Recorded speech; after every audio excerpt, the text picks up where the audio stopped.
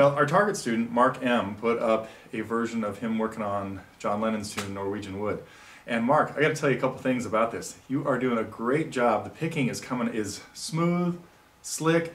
You got the hammer-ons, you got all the melody working out there pretty well. It's looking really, really good. I have just a couple of suggestions. One is slow it down a little bit. It's just feeling a little rushed. Maybe practice it with a metronome too, because it seems like in a few spots you speed up a little bit. And so just slow it down a little, just let it relax a little bit. Although this was the one, that's right, we already looked at this once and you were talking about you had to sing it kind of angrily, madly, something like that. Anyway, but here's what a couple things I want you to think about. I like your, when you go to G, you're playing the G, the four-finger G, which sounds great in this song, so that's a really good plan. I would still work on the other fingering, by the way, for A rather than the second, third, and fourth fingers, just to start getting used to it. So I hope that's on your agenda of things to do. The change to E minor 7 is a good place to have worked on alternate fingerings. I guess where I'm really going with this is it's important to have alternate fingerings for all chords. And G like this is fine. Sometimes you want, if you're going to play G with 3 fingers, please make sure to get the hang of it with these 3. E minor 7 is a bit of a workout for the same 3 fingers, and something you can do to make that easier here is work on a different fingering for D minor for when you're going to E minor 7. Now, the first D minor is going to G, so this is a good time to use your 3rd finger like you did, 1st, 2nd, and 3rd on the D minor, because you want to keep that there when you're going to G. That was a great move.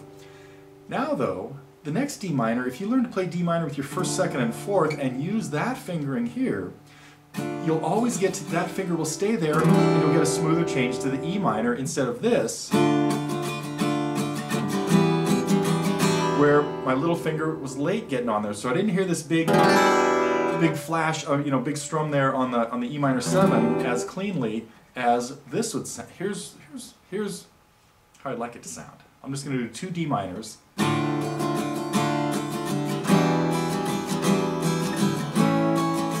As opposed to 2 again, and then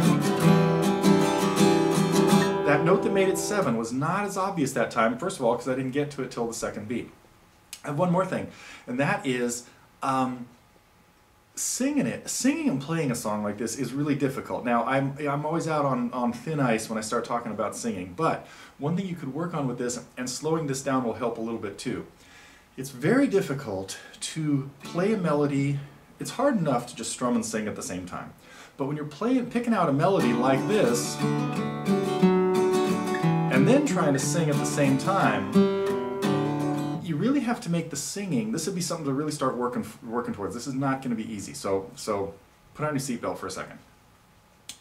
Listen to the difference, see if I can do this, between this, I once had a girl, or should I say she once had me, and this, I once had a girl, or should I say she once had me. Those should have sounded kind of different. If not, go back and play them again. And what happened was, in the second one, there were a lot of subtle changes just in the phrasing where it wasn't tied as tightly to exactly what I was playing on the guitar. And that is a really, really huge step to be able to take in singing, to have the singing and the playing completely independent. So start working on that, and again, slowing it down will make that a little bit more accessible. So hope you can put up with my singing through that. Most of those notes were in tune, but and hope you get the idea again of what I was just talking about there. The phrasing, trying to make it sound a little bit more natural and a little less stilted.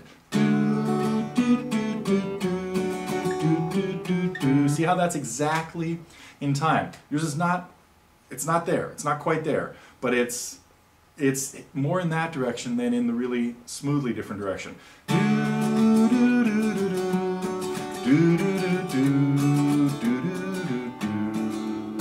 So I've changed the speed of some of those notes in there and stuff. So that's it. Great job. Love hearing people work on the songs that we have in the Target program, because obviously those are the ones I know the best too. So keep putting up the vids. They're looking great.